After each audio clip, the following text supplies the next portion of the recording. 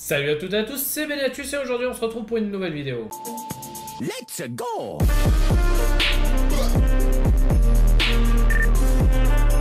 Alors aujourd'hui, comme vous avez pu le voir sur le titre de la vidéo, je vais vous présenter mon setup gaming. Je vais vous présenter un par un tout le matériel informatique que j'utilise tous les jours. Et clairement, c'est clairement à ce bureau que je passe 90% de mes journées. Bon, c'est parlé, on va passer aux choses sérieuses. On va rentrer dans le vif du sujet, du pourquoi vous avez cliqué sur cette vidéo. Je vais vous présenter le matériel. Et on commence cette présentation tout simplement avec le clavier et la souris. Pour ceux qui suivent un peu ma chaîne YouTube, vous les connaissez déjà puisque j'ai fait une vidéo unboxing dessus. Donc je vous invite à cliquer là si vous ne l'avez pas vu. Pour les autres, très rapidement, ce clavier et cette souris, j'en suis super content. J'ai payé le pack 60 €. C'était sur Top Achat et franchement, ça fait très bien le job. Le clavier, c'est un semi-mécanique. Pour le prix, on n'a pas de mécanique. C'est un semi-mécanique. Il est rétroéclairé en RGB. La souris, elle a des boutons réglables. Elle est rétroéclairée. Franchement, ça fait très bien le job. Pour la souris, j'ai un tapis de souris PRX. C'est l'un des premiers prix que j'ai sur Amazon. Il est assez grand le tapis de souris comme vous pouvez le voir. Voilà, franchement pour quand je joue à CS et tout, c'est pas mal. Quand on fait des gros mouvements, c'est plutôt pratique. Ensuite, tant qu'on est sur les périphériques, parlons du micro. Le micro, c'est le Rode NT-USB. Je vous en avais parlé sur le top 3 des micros pour PC. C'est le Rode NT-USB. Là, il est en train d'enregistrer ma voix actuellement.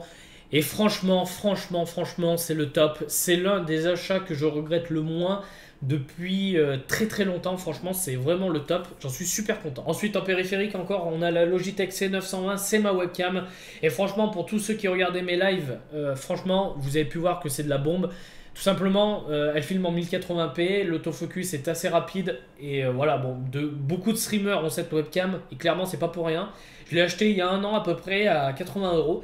Donc ça fait un petit budget pour une webcam, mais franchement, c'est du très lourd. Ensuite, niveau système son, j'ai deux enceintes Hercule, c'est le premier prix de la Fnac.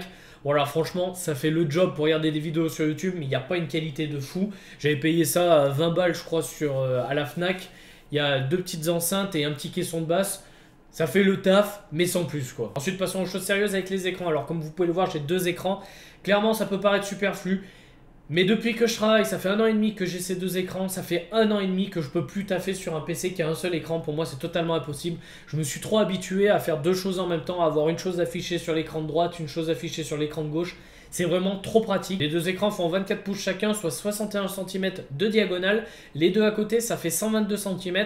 Ça fait une bonne taille d'écran, je vous l'accorde. Et le truc, c'est que je me suis habitué à avoir des grands écrans. Et quand je passe sur des écrans plus petits, je suis clairement malheureux. Ça peut paraître bizarre, mais franchement, je suis habitué à avoir un grand écran, à voir tout en gros. Et quand tu vois un plus petit, bah, ça fait bizarre. Le premier écran, c'est un écran de la marque BenQ. Je l'avais payé 130 € il y a 1 an et demi à peu près. Il a un temps de réponse de 5 millisecondes. Alors je sais, c'est pas énorme. Il y a beaucoup mieux sur le marché, mais franchement, pour mon utilisation, ça me suffit amplement. Cet écran, je m'en sers pour afficher mes jeux vidéo. Quand je joue sur cet écran. Je m'en sers pour regarder des films, des séries, des vidéos sur YouTube. Et aussi, je m'en sers pour faire du montage. Donc en fait, c'est sur cet écran qui est affiché tout simplement mon logiciel de montage. Le second écran, c'est un écran de la marque Acer. Je l'avais payé 130 € il y a 2 ans à peu près. Lui, il est plus vieux que l'autre. Alors cet écran, il me sert d'écran annexe, d'écran auxiliaire si on peut dire ça comme ça. C'est-à-dire par exemple si je suis en train de geeker sur cet écran principal, là sur l'autre écran je vais avoir tout ce qui est Facebook, Twitter, fil d'actualité Facebook, Twitter. Si je suis en train de faire du montage vidéo, je vais avoir tous mes fichiers, tous mes dossiers et tout. Comme ça, c'est plus pratique pour moi. Sur cet écran, j'ai le logiciel de montage. Sur cet écran, j'ai mes fichiers. Et si j'ai besoin d'une vidéo dans un de mes fichiers, j'ai juste à faire glisser sur le logiciel de montage. C'est beaucoup plus pratique. Enfin, pour finir, ce tour du propriétaire, abordons la question de la tour gaming, la pièce centrale. Alors, cette tour gaming et tous les composants, la grande majorité des composants qui la composent sont nouveaux. J'ai remonté une tour il y a 2-3 mois. J'ai récupéré quelques composants de mon ancien PC et j'ai tout remonté à nouveau. Donc, qu'est-ce qu'il y a dans cette tour? Alors déjà, pour commencer, le boîtier, c'est un boîtier Corsair. C'est un boîtier avec une paroi vitrée, comme vous pouvez le voir, et il est rétroéclairé en orange. Je trouve très cool ce boîtier. Je l'avais payé 80 € il me semble sur Top Achat. Donc de toute façon tous les liens seront dans la description, ne vous inquiétez pas. Niveau carte graphique, j'ai la GTX 1060 6 Go dédiée de chez KFA2. Et franchement, j'en suis vraiment pas déçu. À l'époque, j'avais payé 300 €. Maintenant, je crois qu'elle est un peu moins chère. Et franchement, c'est une très bonne carte graphique. Niveau microprocesseur, j'ai pas changé, j'ai gardé celui que j'avais sur mon ancien PC. C'est un i5, le 6640, il me semble, il est cadencé à 3,2 GHz. Et autant avant, il faisait très bien le taf, autant maintenant, il commence à battre de l'aile. Par exemple, quand je suis en train de faire du montage vidéo, que je monte des vidéos de drone en 2,7K, clairement, le microprocesseur, il en chie dans le sens où il tourne à 90 ou à 95%. Donc voilà, c'est la prochaine chose que j'ai à changer sur mon PC. C'est le microprocesseur. Niveau carte mère, j'ai une carte mère de chez MSI, donc voilà, elle fait très bien le taf. Je l'avais payé 90 €, j'ai plus la référence exacte, mais de toute façon, le lien sera dans la description comme pour tous les autres produits. Voilà, pour 90 €, une carte mère de chez MSI, ça fait très bien le taf. Ensuite, niveau RAM, j'ai 16 Go, 2 barrettes de 8 Go de RAM, c'est de la DDR3 cadencée à 1600 MHz. Donc voilà, ça fait très bien le taf, c'est des barrettes de RAM de chez Crucial, les Ballistics. Je les avais payés 70 € sur Amazon. Franchement, ça fait très bien le taf. Et comme ça, niveau RAM, je suis safe pour quelques années. Ensuite, niveau Alim, c'est une Alim de chez Lepa. Elle fait 650 watts. Elle est semi-modulaire. Et elle fait très bien le taf. Elle alimente tout ce qu'il y a dans mon PC. Donc, c'est parfait. Enfin, pour finir avec ce qu'il y a dans cette tour, parlons du stockage. J'ai 3 disques durs différents. Le premier disque dur est un disque dur totalement basique qui fait 3 Tera et sur lequel est stocké tous mes gros fichiers. Donc, par gros fichiers, j'entends tout ce qui est film, musique, série, tous mes rushs de vidéos pour YouTube.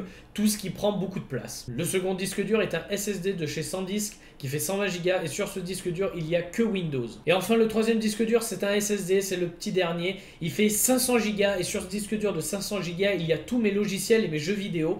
Donc voilà, j'ai le premier disque dur pour le stockage de masse, le second disque dur pour Windows et le troisième disque dur pour tout ce qui est logiciel et jeux vidéo. Donc voilà, c'est déjà terminé pour cette vidéo setup où je vous ai présenté tout mon matériel informatique.